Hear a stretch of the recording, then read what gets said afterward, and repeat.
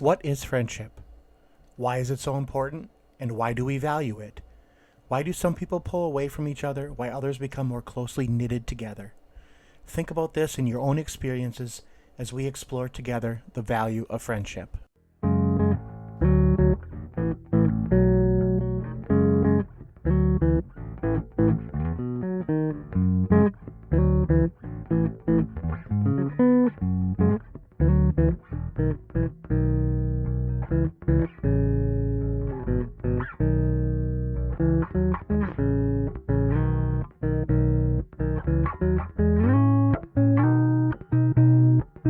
Hi everyone, this is Brian, and I'm joined by my best friend Josh. Welcome to Curiosity Continuum.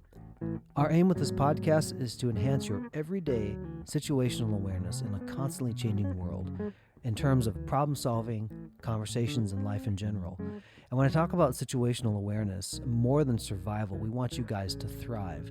But because of all the other voices from media and everything else coming in, different learning models, different generations, what we want to try to redo is reestablish context so people can have a common ground for a conversation to help address the problems in their own life, in their business, in the world, and talk about it in a meaningful, thoughtful way from a place of love and respect for one another. So Josh and I wanted to start this to really help spark people's curiosity about one another more than just always operating from the set of assumptions you've carried necessarily about a topic or people or something. You know, we want to spark that love for learning and the sense of wonder in your heart to ask the question why, what, or how, and learn something about something different than what you maybe are accustomed to. And in that way, you're going to cultivate your mind a little bit, and you're going to understand some diverse perspectives that are going to be different from you. And the goal is not just to learn it, but to practically apply it, especially in the age when you can easily go to the internet and get an answer. This is really focusing on how you can have practical application in the real world and real situations to give you those skills to be able to have better situational awareness in your life. Absolutely. I mean, Brian sums it up exactly. That's why we're doing this. We want to just get you to have, the situational awareness that you have. And so I'm going to just tell you right now, as we're going forward, where you can find us. You can find us at www.curiositycontinuum.com. From that link, you're going to find all of our socials. You're going to be able to find how to interact with us on that level. We want you to interact with us. I really feel, and Brian does as well, is that this show is going to thrive if you guys interact with us on that level. We want you to. I was going to say, when we say guys, so we grew up in Minnesota, and this is actually where we met. So guys, even to this day, means guys and gals. And so, we don't mean it to be in any way diminutive to any female listeners in the group, because this is a podcast where we all can come together and present something unique to ourselves and learn from one another. This episode is called The Value of Friendship.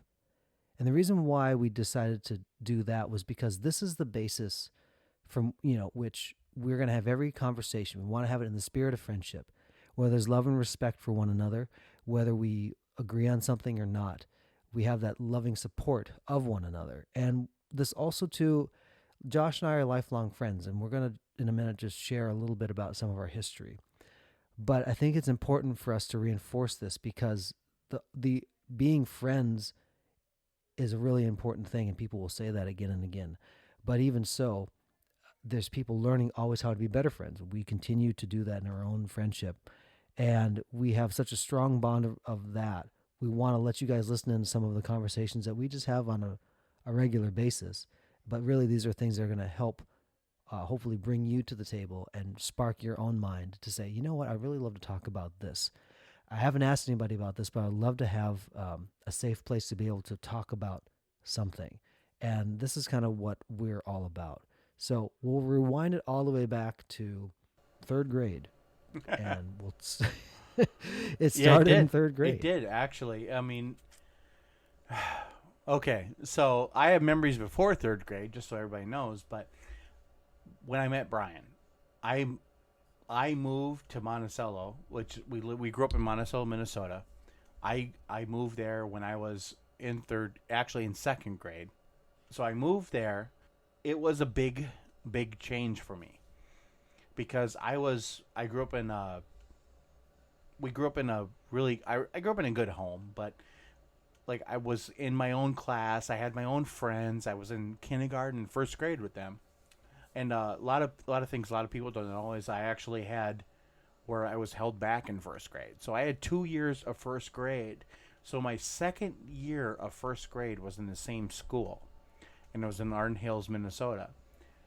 And I always felt like that was a sham. Like my parents held me back because I remember they told me that. They told me, you know what, Josh, you're going to spend another year in first grade. I was so angry. I was very, very angry. And so when I had that second year in first grade, I was like kind of empowered. I kind of felt like, you know what? I'm gonna do this. I'm gonna go through school, and no one's gonna tell me again that you can't do this. So we moved, and then of course my parents said, "Oh, we're moving." So no one in my class could, see how I was progressing. So we moved to Monticello, and that was about 45 miles away, and it was a town that was that my father thought, you know what, this is going to be a great place for my children to grow. They have some of the best schools, they have some of the best education around. We're gonna go in here. So we did. I have two other brothers, and I didn't know Brian at the time, but he's a brother to me. So, so I went to second grade.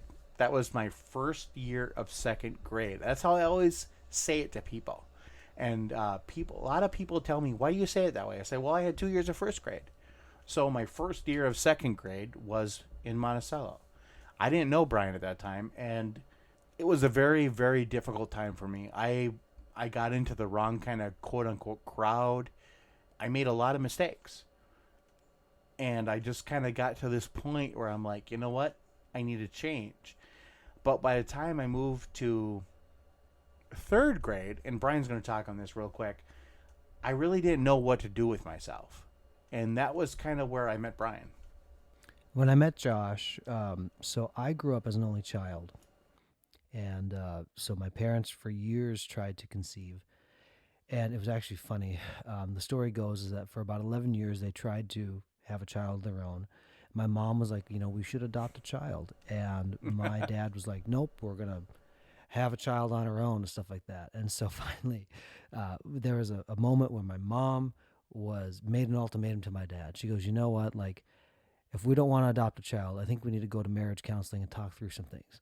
And my dad said, we're going to adopt a child. Like, all of a sudden, he had a change of heart. That was he your didn't dad. want to go talk to the counselor about any of it. Yep. So that was my dad, God love him. So they started to go through the process of adoption. And the long story short is that I ended up in a wonderful, loving family over here. I was born in South Korea and came over here during when, South Korea came under criticism by saying that, your largest export out of your country is children. And so I was one of those exports that came over here. I had been part of the school system for a long time. By the time that I was old enough to go to school, my mom actually found a job in the school system so she could still have the benefits of being a stay-at-home mom of sorts, but then also work and be close to me and, provide economically, contribute to the family in a way that she thought she should at the time. And so going into third grade, I remember meeting Josh, and I thought he was a cool enough guy, but I thought he was a little bit weird. He has this one dance move that he still does to this day as an adult, which he debuted in third grade for me. And it's the same dance move he did at his wedding, same dance move he did all through high school. It's like I can picture it in my mind right now, and it looks exactly the same every time I picture it. Just a frozen moment in time. And I think everybody has their weirdness in every stage of their life, but especially third grade. Josh, you said kind of get in with the wrong crowd in second grade. I mean, if you're going to get in with the wrong crowd, second grade's the place to do it because you can correct it for every other Yeah, you're only year like that comes 8. in your life after the fact. I was 8. I was young. I needed the money, whatever you say, So anyway, but that's where we first met, and we didn't become immediate like best buddies, but we knew about one another. And the way they put classes together, we kind of went separate directions. And then in the 6th grade, when we entered middle school, you know, I look back now on middle school, everybody's got things That's that a they're working problem. through, and Yeah. everybody thinks that their problems, the biggest problem in the world. I'll be honest, I, on a regular basis, will go to my own mother and tell her. I just start off with an apology because now I have children. My son is now, he's a 7th grade boy. And I just apologized to my mother. Mom, when I was a 7th grade boy and I did this, I'm understanding now what parents go through. And also, having been a 7th grade boy, I can also empathize with my son about things that seem really big at that time in his life that won't ultimately be big things later on. 7th grade was where we really solidified our friendship. And we had this group we called the Guys. And we were, I guess, kind of, I don't know if we would call them misfits, Josh. I don't know if Yeah. you'd say that, but Yeah. we were the group that we weren't like the jocks, and we We were weren't like the cool misfits. people, Yeah, we and were. we weren't like the hottest guys Right. in the class. Well, speak Except maybe speak our for one friend yourself, Will. He was but, the hottest guy in the class. Come well, on. you know, but yeah. So we became friends. We sat together in English class, and we chose to be friends. Actually, it was history class, Right. and then we kind of had subsequent things afterward. That was the power. We didn't realize then the power of the choice to be friends. And I think you see that especially in little children, like, oh, hey, I'm your friend. And they have no idea what friendship actually is at the time, like when they're 3. They just know, like, hey, you have trains. I like to play with Right. trains. Let's be friends. As you get old enough to have enough relational wherewithal and different things like that, you start to understand, hey, these are friends. And we were all very different. We had a very varied interest set and all the kinds of stuff we Yeah, did. like Brian said, I mean, we chose to be friends. And at that age, it was kind of awesome. I mean, looking back on it, it was awesome. When I was there, it was like, okay, that was just, yeah, you're my friend. But we actually chose to be friends because we had the one thing we had in common was that basically no one else wanted to be our friend. But it was also awesome and empowering. You don't realize the value of that when you may have a moment of suffering in your life and how that draws you together with people, or what it does for you. Like, it really did. And I don't mean to sound over dramatic, like, the the 7th grade boys just Right. suffering in the corner. It wasn't that, but it really was like a longing for that friendship, and you see that from an early age. And we were blessed to kind of start to intersect that at Right. that time in our Yeah. life. Like Brian says, we were blessed. I didn't realize that at the time. I realize that now, and that's why we're doing this. But I mean, when we chose to be friends, we did choose to be friends. We saw, we saw ourselves in each other. I think we saw the kind of a quote unquote misfit that a lot of kids and a lot of people feel. And I think the thing too that everybody has these places in their life, regardless of what age or life stage they're in. My mom recently got remarried. I say recently, I guess now it's about 6 years in. But considering that this is a newer addition, I mean, as the older you get, when you're 5 years old, you say you got to wait a week. It feels like you might as well put yourself on like a torture machine and say, "Oh my gosh, it's the longest Right. time ever." And as you get older, it's like, "Oh, it's only a month. Like, you're good." To see my mom go back through almost like the dating process, and this was her high school sweetheart, and they married, and they found out after 50 years of not having any type of contact or relationship that there was something special there at the place they were in their life, and they're happily married and enjoying their golden years for sure. And it's really fun to watch my mom have another loving spouse in her life and see that dynamic. But even then, like, I watched my mom and how she interacted, how my stepdad interacted and things like that. We have a good relationship through and through. But I realized, what? It doesn't matter what age you are or where you are. There are things that you're working through relationally, always, constantly. And the idea that we can always get better was something that really stuck with me. Like, even when you're past your 50th high school reunion. You're still looking for these ways to, like, how am I okay? Do I, am I presenting this, or you're interacting with, like, those things that you think that, they should just dissolve as you get older. They don't actually go away. They may change. The priorities change maybe, or something, but you're never not in a state of process or in the working out. For a guy who grew up very much perfectionistic, when life kind of breaks the back of those things, you really learn that you really can't hang on to that anymore and have any type of joy in your life. Perfectionistic. I mean, that is something that I did. I grew up that way, and I totally got myself physically ill from it. I don't want to do that anymore. So, I mean, like Brian says, this is our friendship. I mean, we are really the same, kind of the same person. And just like another, like, we really are. But we're not the same person. Kind of like not the really, person. but we are. And this is kind of awesome. I mean, I thought everybody had a friend like Brian until I was about like around 30. And I realized that at that point that I'm like, you know what? That person is something special. And so we're like learning about them. We're like learning their likes. We're learning like what they like, but it is like what we like.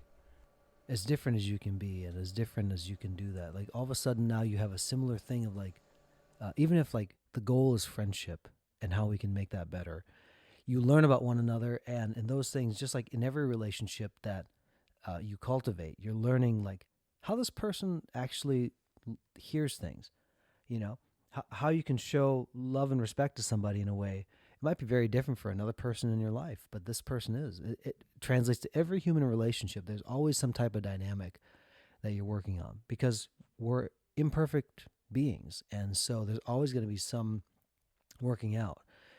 Over the course of years, Josh and I have been very blessed to understand one another well.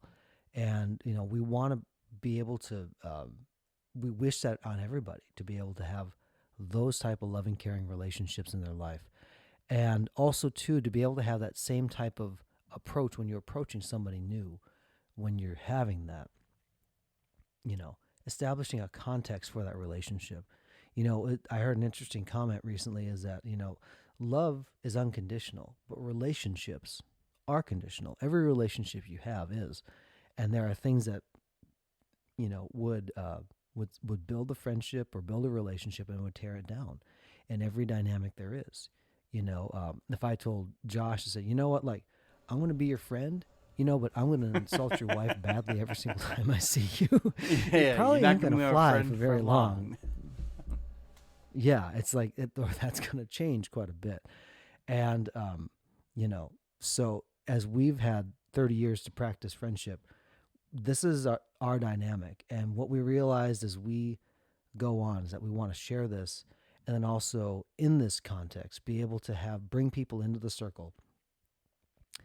So there's a good context for life, because there's a lot of things now in the world that will try to tear at you for your attention, tear at you for, the emotional equity you put into it, or all that kind of thing. And at the end of the day, if you don't have any type of relationship like a friend you can turn to, a near dear friend, you don't have to have 27,000 friends. I know some of you people probably have more followers on Instagram than 27,000 or whatever. But who's the person you can call when you're at your lowest and you can just be honest? For 7th grade boys, when we really started to become friends, to have an honest place where you could do that and go through life, that's a valuable thing. And within this podcast, we want to be able to create the environment of friendship, to be able to come to the table as you are, and we can start interacting and talking about things that are important, not only to us, but important to you, because we're all in it together. And we may not agree on everything. We may not see eye to eye on everything. But if we can lovingly approach one another and respect each other, I believe that we can solve a whole lot more that way than always trying to scream at one another, be divisive with one another, try to paint people in a corner for what we think they are.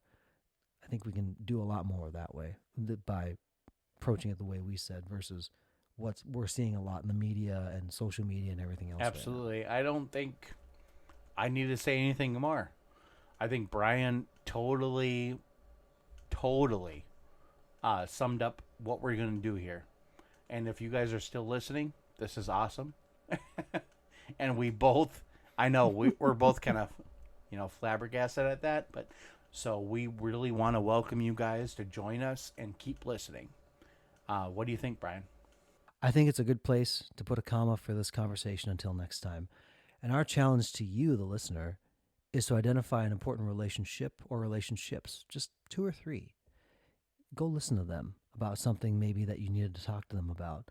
Life can tear at you pretty quick, and you need those friends and counselors in your life to be able to speak some life into a situation that may seem dead, or be a shoulder to cry on. I'll tell you what, you value your friends more in your suffering than in your fair weather situations, because it's easy to be pals with people when everything's going right.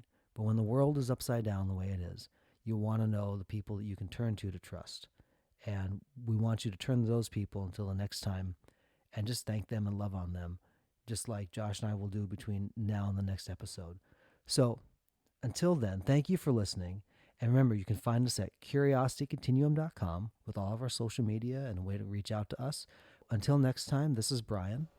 And this is Josh. Signing off for Curiosity Continuum.